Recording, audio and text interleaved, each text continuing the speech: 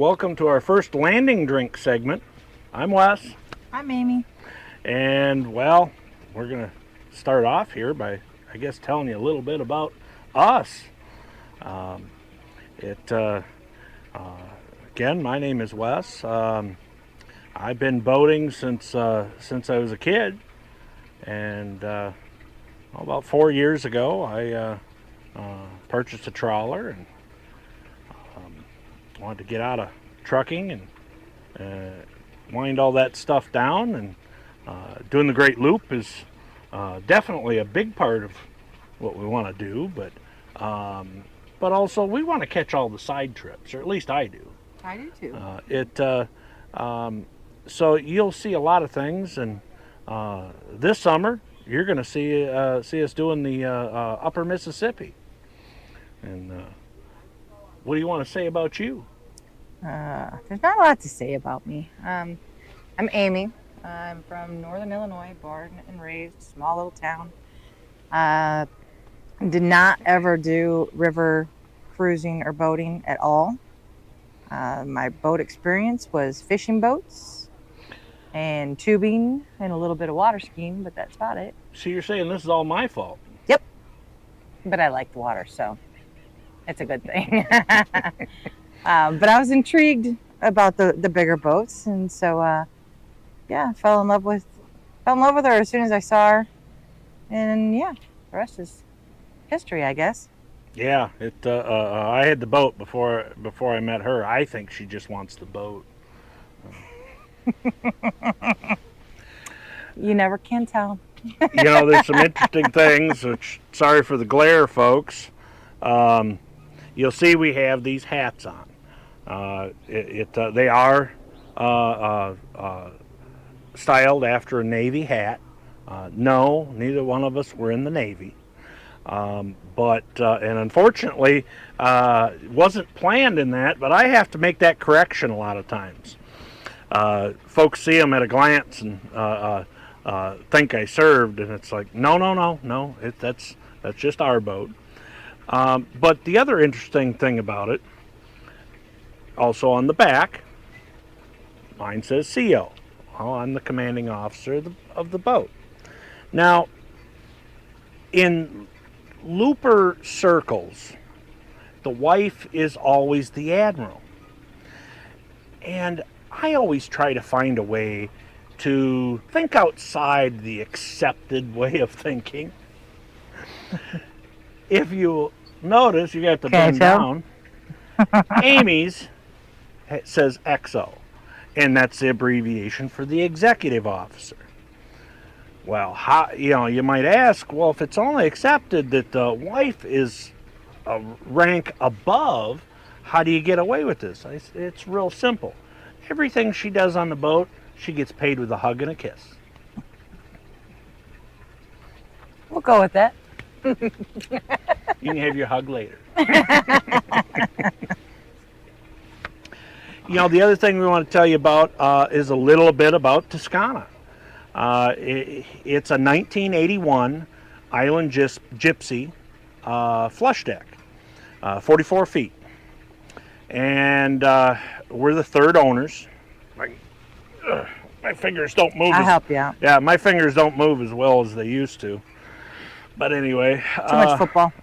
And too much wrenching and too much lot of things. But anyway, being the third owner, first owners had it for 12 years, and then the folks I bought it from purchased it, and they actually did the loop in 1995 to 96, before the Great Loop Association ever existed. And you will see later this season they actually came back to visit. They're a lovely couple. But anyway, part of the name, sorry, I have notes so we don't miss anything. My memory's about yay long. Anyhow, I kept the name. I had fully intended to rename the boat, and I got to know them and got to know Merlin the first 4 days of travel that I owned it. And Toscana rolled off the tongue, and I got to know their story. And we'll tell you about that story later when they're on the boat. But anyway, because of that, I kept the name. And, well, I don't know. She's been pretty good to us. I think she likes keeping the name. Yes. So anyway, another thing people ask is, why are we doing this? As in, not why are we traveling? Who doesn't want to travel? Why are we doing this, the video? And, well, there's several reasons. I mean, most importantly, this is a way to document what we've done. We've had some of the family. You will see, as we're actually doing this later on in our trip, you will see we had Amy's parents on for about 3 weeks. And we've traveled before we started doing this. We've traveled with them before. And it's fun to have them on board. But everybody, they're retired. Most people that it's very hard. You can't have a schedule on a boat. And without a schedule, if you're working, it's very hard for them to participate. Yes. So first and foremost, this is a way to share with family. And second of all, there's going to be a day that one or both of us eventually are gone. Between kids, grandkids, or even maybe 2 or 3 generations later, someone in the family's talking about, oh, well, Amy West, they did this trip and this and that. Really? Well, then they can go back and look at these videos. The other thing is there's an interest in it in the general public, and that's why we're doing this where it is published. I mean, it's not a thing that it's not a thing everybody can do. We're fortunate enough to be able to do it. Amy works more than I do as far as for time spent doing things that pay money, and that's why we have the Starlink and everything that's enabled her to be able to work remote. Not everybody can do that, and this is our way of sharing what we're doing, with everybody else. I don't know what else. Anything to add to that? Besides that, when you first mentioned it, I said, okay, that's fine. You can do it. I don't want to have any part of it. And yet here I sit. So we see how well that worked. Well, I'm going to have to break it to you. You're going to have to be involved in some of this stuff, because this is a face for radio and a voice for newspaper. Nobody really wants to see or hear me. Well, too bad, because you're going to be doing most of the talking. And anybody that actually meets us along the routes and such, or that we pass, that's pretty much the norm for us. He's more of the social butterfly, I like to say, even though he says he's not. And I'm definitely more the quiet one that kind of hangs back, takes it all in, so to speak. I still enjoy it, don't get me wrong, but if you run into me and I'm a bit quiet, that's just how I am. It's not that I don't like you, it's just I'm a quiet person. Yeah, well, and what she doesn't, she says that, but when people come up, she's sometimes she's friendlier than I am. Definitely better to look at than me. I mean, come on, look at this. Goofball. But anyway, that's why we're doing this, and we hope that you enjoy. If you have questions, there's a place for comments. Ask questions. Keep in mind, most of this stuff is going to come out about 6 months after we really do it. And there's a written blog that's a little more current. There's a Facebook page that a little bit goes on. And when it goes on, it does go on in real time. But a lot of this, the majority of our cruising is going to be summer months. The loop will continue on, and it'll get broken up. But for the most part, it's summer months. Well, everybody's busy in the summer. So you're not going to see this, I don't know, it's going to be sometime when it's starting to get cold when you're watching this, even though it isn't behind us. And that's kind of by design. Everybody has more time to look at that stuff then. And it also gives me, because somebody else is busier, gives me a little time to put it together. And video editing or sitting here talking in front of a camera is not exactly what I made a career out of. So I guess if it looks all right, I guess that adage, you can't teach an old dog new tricks, isn't entirely true. The other thing we're going to talk about is how did we get here? We spent, since 20. We did a little bit of cruising in 20, but 21, 22, and 23, we did a lot of summer cruising in Tennessee. We didn't pick up the video stuff till most recently. We have a couple highlights we're going to talk about and show you here. One of which, we were at the AGLCA rendezvous at Joe Wheeler last year. It was a 2 or 3 week trip. I don't remember. 3. 3, because we went up the Tennessee River to Ditto Landing in Huntsville, and then worked our way back. We were there for the rendezvous, and then we went back home. And if I remember right, the next morning after we got back home, I had to hop on a customer boat and go to work. But anyway, we had an interesting thing happen. We don't have any pictures of the first part.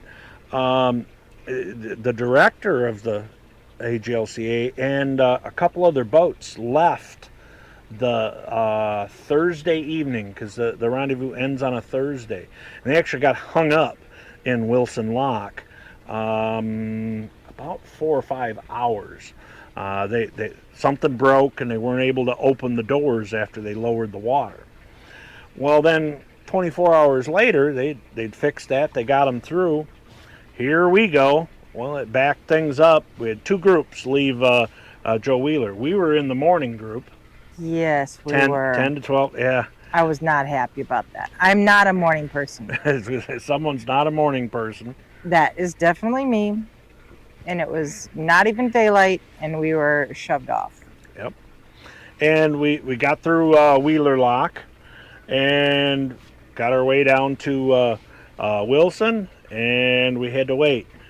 And then the second group left Joe Wheeler State Park. They came through Wheeler Lock, and then they were there.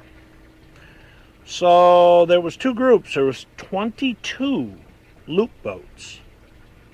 We're not done yet. They also had a bass fishing tournament, and there was about a dozen bass fishermen up on Wilson Lake wanting to go down. We all had to go through together. And this is where you're seeing these pictures. When you see the ones from above that the lockmaster took for us, the lock chamber doesn't look that full. But if you look at some of the ones that we took, when you're down at the water level and you're trying to navigate in there, it was as full as you want it to be. The fullest I've ever seen a lock. And just the coordination between everybody of who goes where, which side, who ties to who. Because you'll see there's multiple big boats rafted to each other, and getting all that coordinated and such. Yeah, that was fun. Yeah. That was all you. Yeah, it was. Boy, that held us up a while. There's a marina just south of there, Florence Harbor, and we hadn't planned to stop. We had stopped on the way up, and there was 4 other boats that hadn't planned on it, and then Florence didn't have the room. So here we go down the Tennessee River into Pickwick Lake. Um, as a matter of fact, we did a little figures. We actually pushed harder than normal trying to get there. And, everybody's wondering, well, how are we going to do this? We're going to get to an anchorage called the Rock Pile. And we got there just in time. By the time we got the hook down and settled, it was already dark. We got it in and got that done, but by the time we got everything coordinated for the rest of the boats to come in, it was dark. But that was fine. We all sat on our anchor. We put 2 on each side, rafted all together, and the pictures that you're seeing are actually from the next morning, because it was way too late that night. We were all ready for a landing drink. Yes, and we had a few landing drinks that night, but that's another story. We won't talk about that because we don't want to incriminate the guilty. Well, we were just as guilty, so. Yes, we were. Thank you for pointing that out. Just saying. Cheers. But anyway, then we, as I said, I had work to do, and we also had then geared. At the time, we were at a marina in Tennessee that actually I'm not even going to name. Well, yes, I will. I'll name it. It's Cuba Landing Marina, and I wouldn't name it, but other than to just simply say they are not cruiser friendly. They're good for the weekend warrior houseboaters, but the cruising community they're not geared for. So we got out of there. We left January 1st and headed for Midway, which is the first stop as you're headed down the 10 Tom. And we had a heck of a good time there.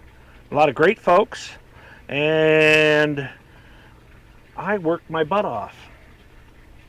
I did my normal work. You did. Well, I just didn't do that much physical work. She did polish all the brass and bronze stanchions, but yes, some of the pictures you'll see, you can tell the woodwork is all newly varnished. The deck has this nice sand-colored tough coat coating on it. This was all new this year. We had done the fly bridge 2 years ago, and just to test it out, and we wanted to get this done before we did this trip. And I think I started packing up tools 6 days before we had to leave. It was tight. There were some unforeseen circumstances that delayed us. Delayed you. Let's just call a spade, because you did the majority of the work. Yeah, but my I got contribution is that I sent my dad down to help you. Well, that's it. Weeks. I had some family obligations that took me away from it for a week and a half, and then right after that, her dad come down and helped me for a week and a half, so that was a wash. It worked out real good. And what you're going to see this year, you're going to see the trip up the upper Mississippi River.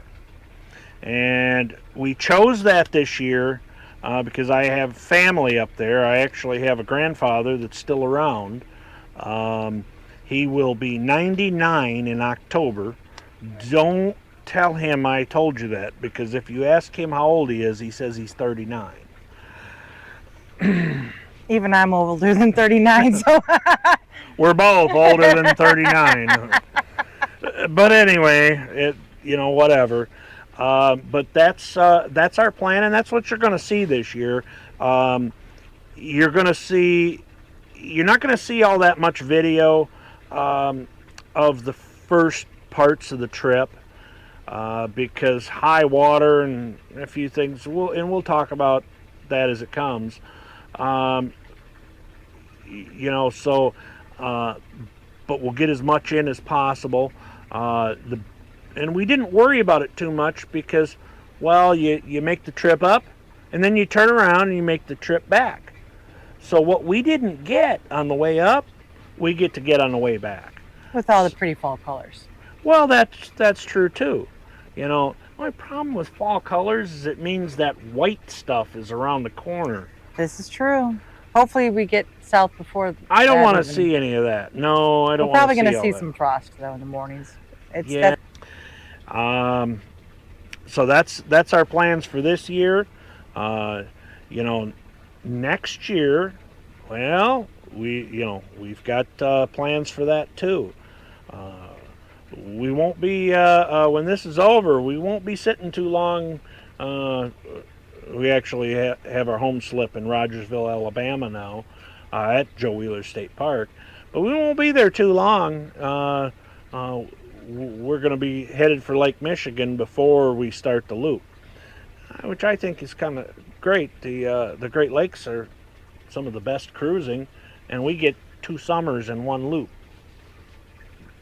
Well, that, and being that I'm from Northern Illinois and my home office that I work out of is in Northern Illinois, it gives us the opportunity to get more of my family and coworkers out on the boat potentially.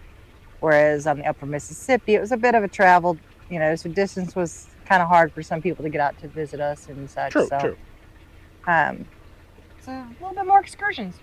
Yeah, and being from Wisconsin, this we'll get both sides of the state by the time the second year's up, which is good. Gosh, I had a thought and I forgot what it was. Because I interrupted you? No, I had a thought while you were talking, and then I came up with another thought. It's hell to get old. I know what it was. I was just going to tell you a little bit. You're seeing this. This whole video is pretty much this segment. From now on, you're going to see in each one this what we call a landing drink segment, and that name actually comes from the previous owner. And they get stopped for the day. Oh, it's time for a landing drink. There's another set of folks that I've watched some of their videos and followed them. That they'd have a talk at the end of it, talking from our aft. Well, I can't use that. Even though we're on the aft deck, so the best thing I could come up with is this is our landing drink segment. Because we usually have one of those. Hopefully, you're having one too. And, gosh. I hope you enjoy it. Yep. Hope you enjoy it.